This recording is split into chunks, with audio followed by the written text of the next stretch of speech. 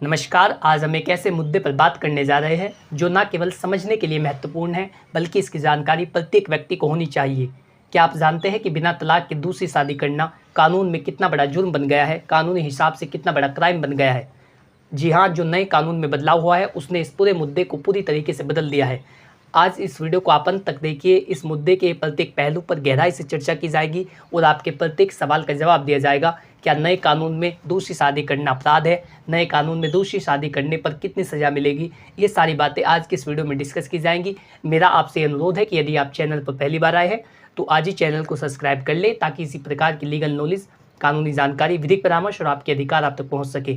और इसके साथ ही यदि आप किसी कानूनी मुद्दे पर चर्चा करना चाहते हैं तो स्क्रीन पर दिए गए मोबाइल नंबर पर अपनी प्रॉब्लम को व्हाट्सअप करें, जल्द ही आपको उसका उत्तर दिया जाएगा। चलिए बिना किसी देरी के वीडियो शुरू करते हैं। नमस्कार दोस्तों, मैं अश्मित कुमार आप सभी का हमारे यूट्यूब चैनल कानूनी बातें में स्वागत करता हूं। दोस्तों, जैसा कि आप सभी लोगों को पता है कि 1 जुलाई 2024 से भारत में जो क्रिमिनल लॉ है वो पूरी तरीके से चेंज हो चुका है। जो आपराधिक कानून है उसमें पूरी तरीके से बदलाव किया जा चुका है। 1 जुलाई 2024 के बाद नया कानून पूरे भारत में लागू हो चुका है। नए कानून में कौन कौन से कानून पारित हुए हैं? तो जैसे था पहले आईपीसी, इंडियन पेनल कोड, जिसे कहते थे भारतीय दंड संहिता। यदि कोई भी व्यक्ति कोई अपराध करता है तो उसे किस प्रकार की सज़ा दी जाती थी वो तय करता था IPC, Indian penal code. IPC के स्थान पर बीएनएस बना दिया गया, भारतीय न्याय संहिता 2023। भारतीय न्याय संहिता 2023 के अकॉर्डिंग अब यदि कोई भी व्यक्ति अपराध करता है तो उसे सज़ा दी जाएगी। और इसी प्रकार से जो सीआरपीसी था, क्रिमिनल प्रोसीजर कोड, जिससे जो विभाग होते हैं वो चलते हैं, जिससे कोर्ट की प्रोसीडिंग चलती है, उस तरीके को पूरी तरीके से बदल दिया गया और उसके स्थान पर बीएनएसएस, भारतीय नागरिक सुरक्षा संहिता बना दिया गया।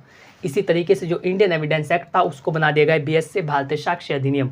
इस तरीके से जो तीनों बड़े कानून थे, 3 क्रिमिनल लॉ, इन्हें पूरी तरीके से बदल दिया गया है।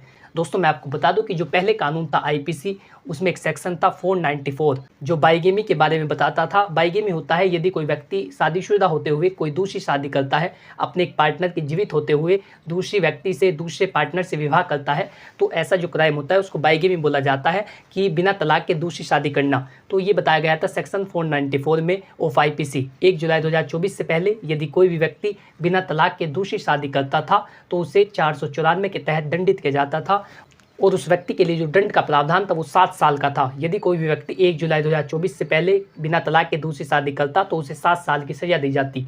लेकिन जैसे कि आईपीसी अब खत्म हो चुका है, जो आईपीसी है उसको खत्म कर दिया गया है, तो इस सेक्शन को भी खत्म कर दिया गया है। जो 494 है इसको खत्म करके जो बीएनएस है उसमें ऐड किया गया। जो भारतीय न्याय संहिता बनी उसके सेक्शन 82 में इस बात का प्रावधान किया गया है, बाइगेमी को इसमें दर्शाया गया है। बाइगेमी के बारे में सेक्शन 82 ऑफ बीएनएस में बात की गई है। सेक्शन 82 में बताया गया है कि यदि कोई भी व्यक्ति अपने पार्टनर के जीवित होते हुए वो वैवाहिक संबंधों में है लेकिन उनमें रहने के दौरान दूसरा विवाह करता है अपने पार्टनर के जीवित होते हुए, तो उस व्यक्ति के लिए 7 साल का प्रावधान किया गया है, उसको 7 साल का कारावास दिया जाएगा।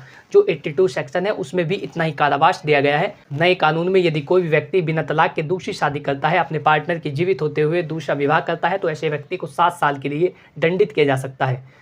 दोस्तों, सेक्शन 82 के सब क्लोज 1 में बताया गया है कि कब एक व्यक्ति बिना तलाक के दूसरी शादी कर सकता है। तो सबसे पहला तो ये प्रावधान है यदि कोर्ट के द्वारा शादी को तोड़ दिया गया है, संबंध को विच्छेद कर दिया गया है, जो विवाह था उसको शून्य कर दिया गया है।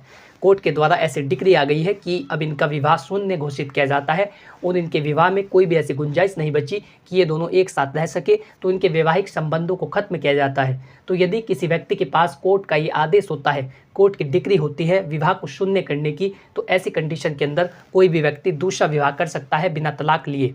तो ऐसी कंडीशन के अंदर कोई भी व्यक्ति दूसरा विवाह कर सकता है अपने पार्टनर के जीवित होते हुए।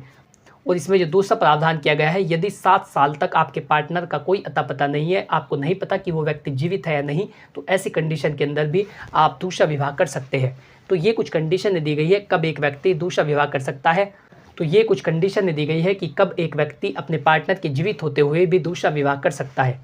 दोस्तों, मैं आपको बता दूं कि जो आईपीसी था उसका सेक्शन था 494 जो इस बात को बताता था कि यदि कोई भी व्यक्ति अपने पार्टनर के जीवित होते हुए दूसरा विवाह करता है तो उसको 7 साल की सज़ा दी जाएगी।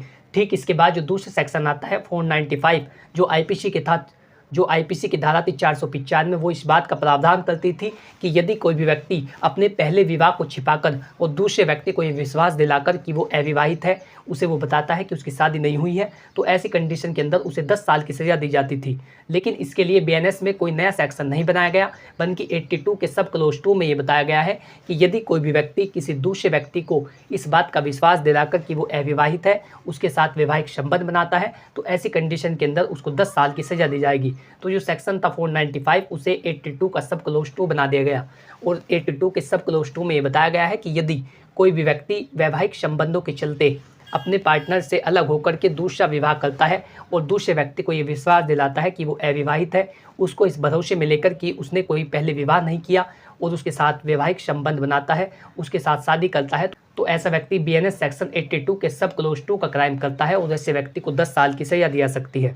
और इसके साथ ही मैं आपको बता दूं कि यदि कोई व्यक्ति वैवाहिक संबंधों के चलते किसी दूसरे व्यक्ति के साथ शादी कर लेता है, किसी दूसरे व्यक्ति के साथ विवाह कर लेता है, तो ये डिवोर्स का ग्राउंड होता है। ये क्रुएल्टी माना जाएगा। जिसके साथ उसने पहला विवाह कर रखा है वो व्यक्ति केस डाल सकता है इस बेस पर, क्रुएल्टी के बेस पर, कि इसने मुझे प्रताड़ित किया है, इसने दूसरे व्यक्ति के साथ संबंध बनाया है, इसने दूसरे व्यक्ति के साथ विवाह किया है।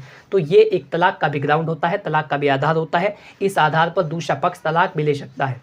तो आशा करता हूँ कि जानकारी आपको समझ आ गई होगी कि नए कानून में जो बाइगेमी है उसको सेक्शन 82 में बताया गया है कि यदि कोई भी व्यक्ति अपने पार्टनर के जीवित रहते हुए दूसरा विवाह करता है तो ऐसे व्यक्ति को 7 साल की सज़ा दी जाएगी। और यदि वो दूसरे पार्टनर से जिसके साथ उसने दूसरी शादी की है उसे ये विश्वास दिला करके शादी करता है कि उसकी पहले शादी नहीं हुई है और वो अविवाहित है, तो ऐसे व्यक्ति को जो सज़ा है वो 10 साल की दी जाएगी। तो इसी तरीके से ये प्रोविज़न काम करते हैं। आशा करता हूँ कि जानकारी आपको अच्छी लगी होगी। यदि आप इसी तरीके की जानकारी में रुचि रखते हैं तो आज ही चैनल को सब्सक्राइब कर लें ताकि इसी प्रकार की लीगल नॉलेज, कानूनी जानकारी, विधिक परामर्श और आपके अधिकार आप तक पहुँच सके। यदि आपका इससे रिलेटेड कोई सवाल हो तो आप कमेंट बॉक्स में लिख करके पूछ सकते हैं, मैं जल्दी उसका उत्तर दूंगा। और इसके साथ ही यदि आप कोई विधिक परामर्श, कोई कानूनी जानकारी लेना चाहते हैं तो स्क्रीन पर दिए गए मोबाइल नंबर पर अपनी प्रॉब्लम को व्हाट्सअप करें, जल्दी आपको उसका भी उत्तर दिया जाएगा। Thanks for watching this video. अपना कीमती समय देने के लिए धन्यवाद।